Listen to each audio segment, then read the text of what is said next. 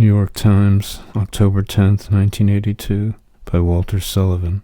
Rio artifacts may indicate Roman visit. Artifacts found in a bay near Rio de Janeiro may mark the wreck of a Roman ship that could have reached Brazil 17 centuries before Portuguese adventurers discovered the region, according to a leading underwater archaeologist.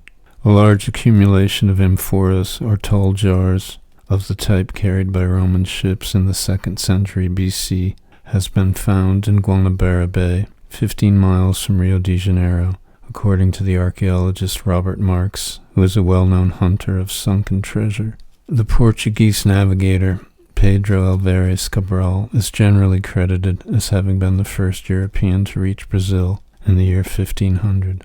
Mr. Marx said yesterday that the Portuguese authorities were trying to block Brazil from issuing him a permit to excavate the wreck he thinks is buried there. Amphoras are tall jars, tapering to the bottom and usually fitted with twin handles. As described by Mr. Marx, they were to the ancient Greeks, Romans, and Phoenicians what the 5-gallon jerry can was to mobile units in World War II.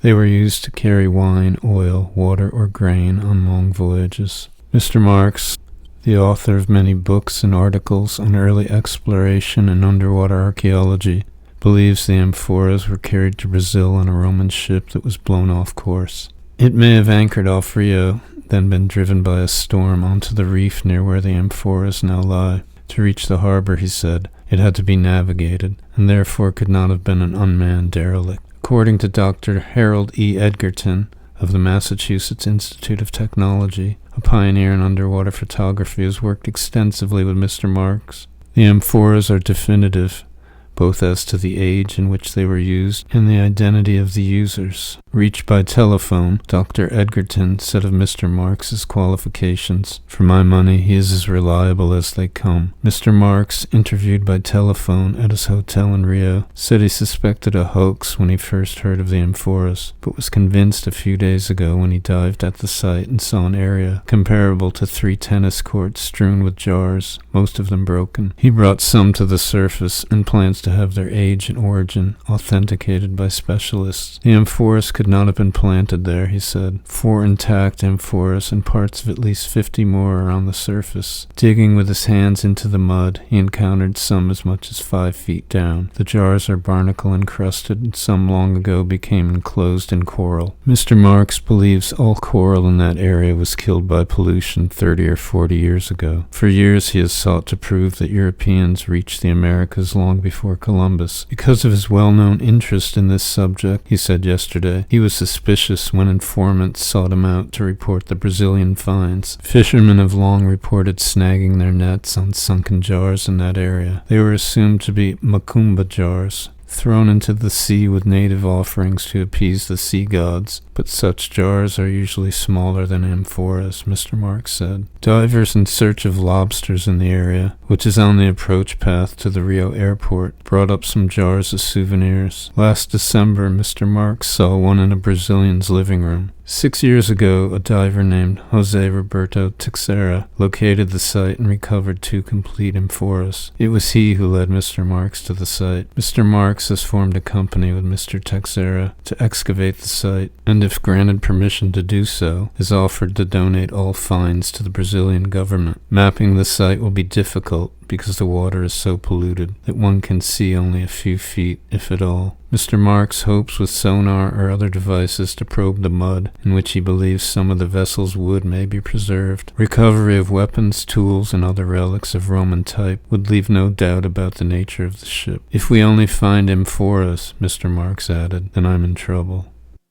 June 25th, 1985. Underwater Exploring is Banned in Brazil, by Marlise Simons. A dispute between the Brazilian Navy and an American marine archaeologist has led Brazil to bar the diver from entering the country and to place a ban on all underwater exploration. The dispute involves Robert Marx, a Florida author and treasure hunter, who asserts that the Brazilian Navy dumped a thick layer of silt on the remains of a Roman vessel that he discovered inside Rio de Janeiro's bay. The reason he gave for the Navy's action was that proof of a Roman presence would require Brazil to rewrite its recorded history, which has the Portuguese navigator, Pedro Álvares Cabral, discovering the country in 1500. The Brazilian Navy has denied that it covered up the site and has in turn charged Mr. Marks with contraband of objects recovered from other wrecks in this country. Because of this, Navy officials said the dictatorship had issued an order to prohibit him from entering Brazil.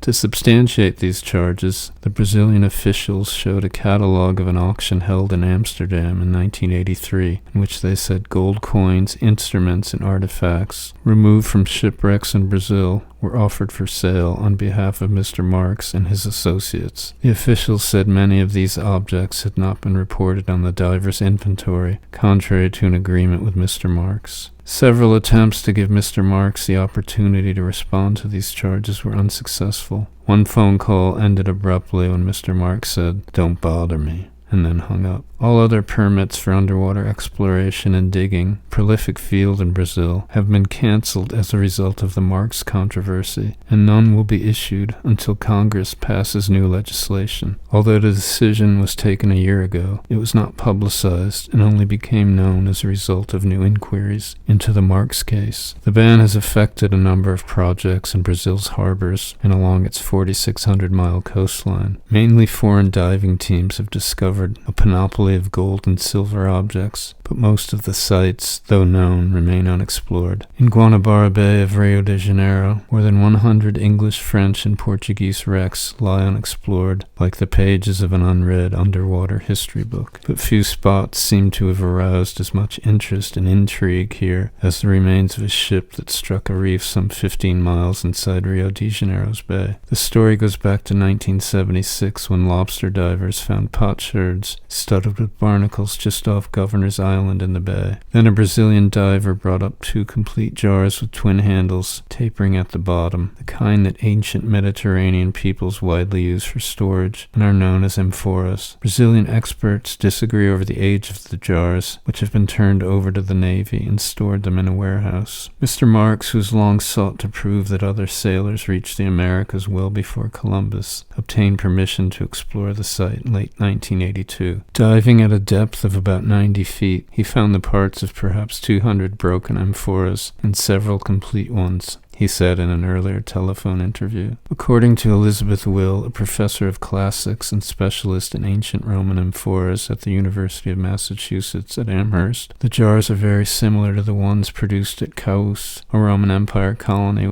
that was the center for amphora making on the Atlantic coast of Morocco. Reached by telephone, Professor Will said of the fragments she had studied, they looked to be ancient, and because of the profile, the thin-walled fabric, and the shape of the rims, I suggested that they belonged to the 3rd century A.D. After Mr. Marks and Dr. Harold Edgerton of the Massachusetts Institute of Technology had explored the site with acoustical echoes and long metal rods, Mr. Marks said he became convinced that below the potsherds they had found the remains of a wooden wreck. A Roman vessel, he argued, had been blown off its course and reach Brazil. Mr. Marks' expeditions received wide press coverage in Brazil, with some reports asserting that he was perpetrating a hoax and was defaming the name of the Portuguese discoverers of Brazil. Adding to the stir, a wealthy businessman, Americo Santarelli, claimed the amphoras as his property. He said he once had taken such a liking to some ancient Sicilian amphoras that he ordered a potter in Portugal to make exact replicas. To age the jars, he said, he dropped 16 of them in the Guanabara Bay in 1961, but collected only 4. In January 1983, when Mr. Marks returned to Brazil to start salvaging the wooden wreck, he said the tides had turned. The Navy people I work with told me the Navy had covered up the site to keep it from being plundered. They also said this thing is causing so much controversy, it's better if you leave. Mr. Marks said he nonetheless went diving and found that the spot where objects had been close to the mud surface were now covered by a large mound. He added that other government officials then told him, Brazilians don't care about the past, and they don't want to replace Cabral as a discoverer. At the captaincy of the port, a division of the Navy, officials said there was no record of the site being covered over. They added, however, that any operation in the bay could only have been carried out with the knowledge and permission of their office. Other Navy officials also said there had been no cover-up. December 2nd, 1984, Shaking History by Richard Hatch. Artifacts found in Guanabara Bay, near Rio De Janeiro, raised the possibility in 1982 that Romans may have discovered Brazil 17 centuries before the Portuguese.